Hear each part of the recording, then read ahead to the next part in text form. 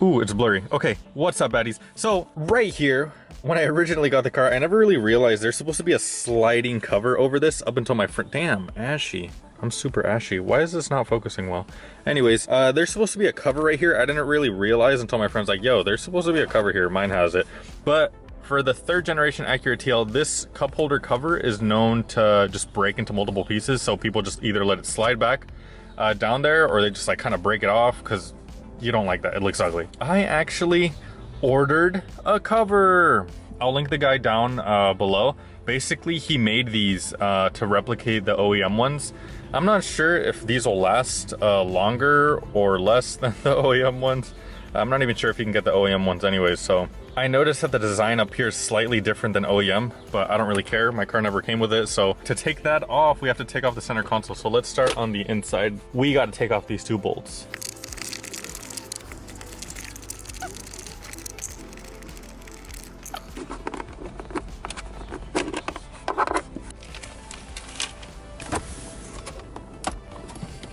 That just made everything so much easier.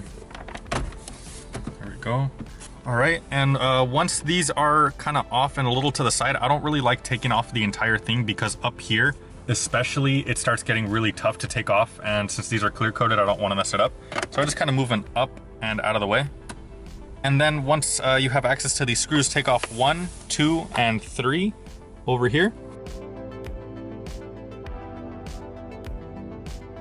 You see these screws here, 1, 2, and then there's another 2 here that you got to take off in order for this thing to slide out. All right. So after we removed 1, 2, and then 1 over here, then this thing kind of just backs out, and then now we could take this one out. Now we got to disassemble this thing and then slide the new cover in. All right, so in order to take off this top piece, you got to take off 1, 2, and then 3. And then there's these little clips here that you just kind of move it out of the way. And on this side too. And then it should pop right out.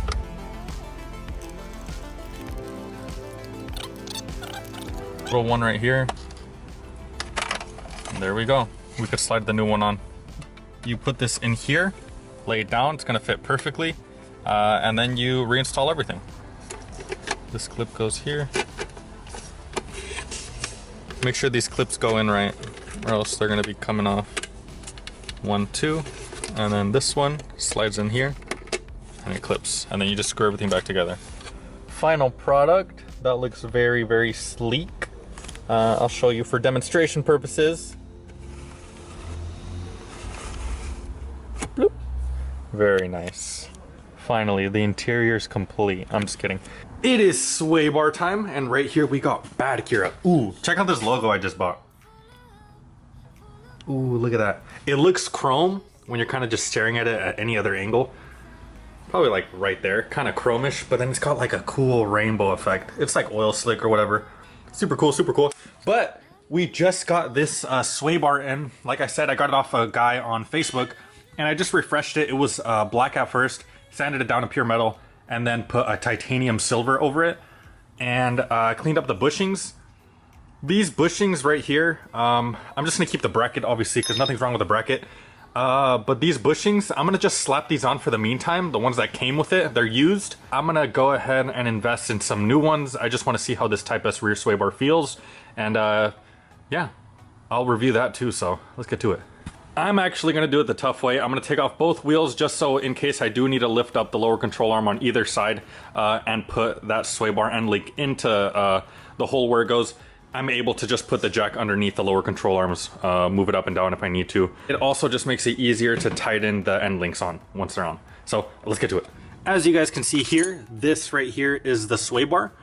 These are the bushings that I said I ought to be replacing some other day. And right here's the end link. You guys could see it here, right here, and it goes down to that little part right there. And basically, the way you take this off, you guys could kind of see right there, that Allen key goes in there, and then you got a 14mm, and then unscrew it. A little tough to see, but I finally got that nut loose, and we're just gonna unscrew it like that, and then pop that out. Did the same on the other side, and then it pops out. Okay, so now the bushing bracket has one on each side. They're two 12mm bolts. I just got a little ghetto breaker bar right here, and I'm just gonna loosen these. These shouldn't be too hard. Unless you guys live on the East Coast and it's really, really rusty. That came off pretty easy. Use some WD-40 if it doesn't. And the other side. So now that those two bushings are off on both sides, what I figured out is the best way to remove it is on the passenger side. And basically, once you get it across this arm, slide it down and just maneuver that side so it's like loose, and actually take off the bushings on that side. That way it slides easier through everything that's there, like the exhaust and the lower subframe. And then you just kind of start wiggling it out this way. And then you're gonna have to go back and forth to the left and right side a couple times, but you should be able to just take it out like that without having to really disrupt the exhaust system or anything. All right, so now what you're gonna wanna do is put that Allen key at the end of this screw right here, put the 14mm over this nut, and then just start loosening. These might be really bad and rusted like it was with the Type S ones that I had got used. I had to end up cutting them off actually. If you have to, then I guess you gotta just get new end links because you obviously can't put that on. So I have a ratcheting wrench, and what I did is I just put it on here and made sure it's loosening, and then I just kind of step on it, and then that loosens it. There it goes. All right, people, so what we got here is an 04 to 06. I'm not sure if the 07, 08 uses this 17mm sway bar, but this is a 17mm sway bar for the rear on the base autos. And this right here is a Type S, and it's actually a 20mm. And I actually have my slide caliper here, and we're gonna put that to the test. All right, so we start it here, zero it out, close enough, and then we measure. Open it, close it. So this one's reading at 17.8, right? That's the stock one, and then we're gonna try the Type S. Let's go a little bit past 20, and then we'll close it. And that right there is the difference. 20mm on this one. So the Type S is a 20mm sway bar right here, as you guys can see on the slide caliper. It's 3mm thicker than what we have stock on the autos, because the manuals actually already come with a 20mm rear sway bar. We should feel a difference, to be honest. I'm actually gonna be swapping out these bushings and getting some new ones on there, but I just have to wait till Acura opens. So you could actually use the same end links like I did here. Mine weren't torn at all. I know some people are gonna be like, just replace them, you're already down there, but I could save 70 bucks. And these are actually really nice. They got like no cracks in them or anything. I'm just putting some anti-seize on the third pitch here, and then we're installing it. So I'm gonna lube up these bushings here with this grease gun that I have. These are only gonna be on temporarily because I'm gonna go to the Acura dealership and get these new. So in the meantime, I'll just like run it with this grease and then use actual like bushing grease after. And we are sliding it in now. Oh, there we go. All right, there.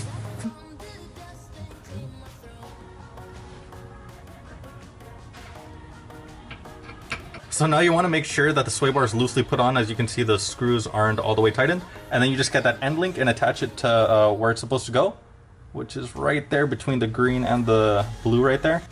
And we should be good to go. All right, so we are currently on the test drive. I'm gonna be kind of reviewing the Type S rear sway bar. We went from 17mm to 20mm. And I'm also gonna kind of be reviewing the PCI all metal compliance bushings I have up front. And basically, the benefit to having that is a lot more stability at higher speeds, but the trade-off is actually a harsher ride up front. It's not really that big of a deal, but when you're in the city or like in a area where the roads are pretty bad or all brick or whatever, you're gonna definitely feel it in the cab a lot more and hear it. So yeah, I'm just gonna see how this thing handles at higher speeds and also take you guys through some windy turns, and I'll let you know how quickly I can take those turns before the rear sway bar and after the Type S rear sway bar install. All right, so we are coming up on a turn that before I was previously able to do it comfortably at around 45, 50 miles per hour. There's some cars in front of me, and I'm just gonna slow down real quick and then speed up to the turn and see how quickly I could take it. Okay, speeding up to the turn.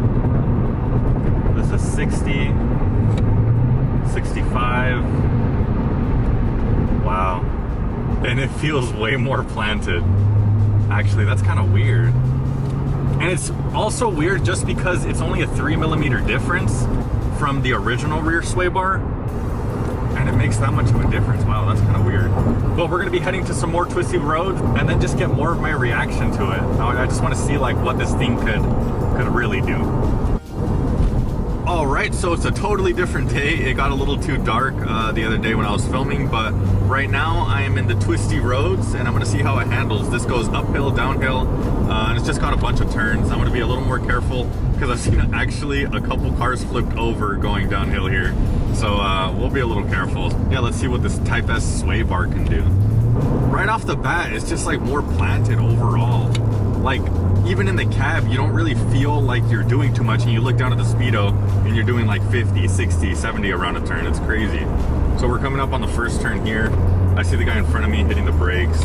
I don't really have to, but obviously when it comes to these like more steeper turns, I hit it a little bit. Just gonna be careful for some gravel here. But yeah, wow. In the cab, it just translates to you're not really moving in your seat too much. It just feels like a little go-kart. And with the steering wheel being like this, way nicer. Wow. This is sick.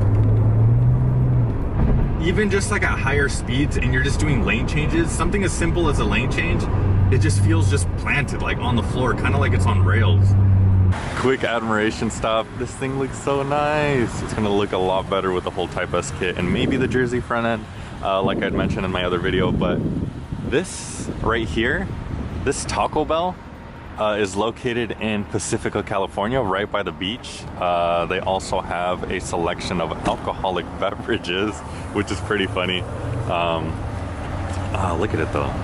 It looks so sick. All right, let's hit the road again. This thing 100% inspires confidence, and it's a little sketchy how much I'm pushing it.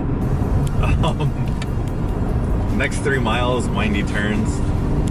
I can't imagine how this thing would feel with the Progress sway bar, which is 4mm thicker than the Type S, but I believe it's gonna be overkill. Some people have also experienced actually breaking the screws that bolt the sway bar to the subframe, and I'm not trying to do that. Some people are like, oh, I ran mine fine, but if you really push your car, and sometimes I do, it's just a little sketchy. I wouldn't want my sway bar breaking like mid-turn or something, you know, and then you might oversteer and probably crash the car. So I'm getting onto a bridge right now. I'm doing a light 60. Oh my god, if only my exhaust was louder, I would open it up right now, but it's really not. So overall, I really think this is a really good upgrade for you guys that are trying to get a little more handling gain out of your TL.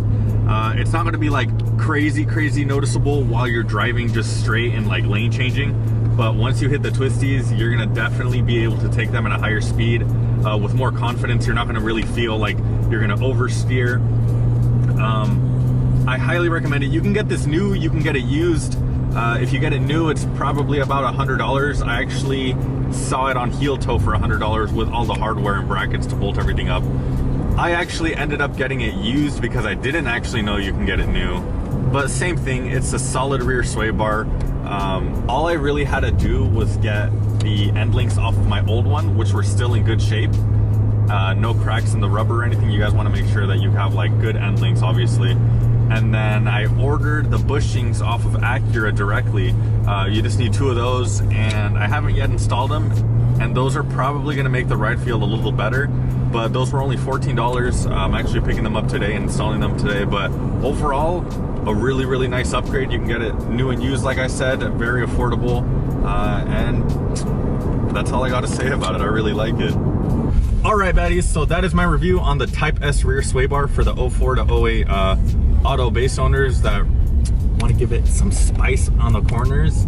Yeah, I really like it. Like I said, inspires confidence. You could take turns doing a lot quicker speeds. Overall, just makes the car feel really planted.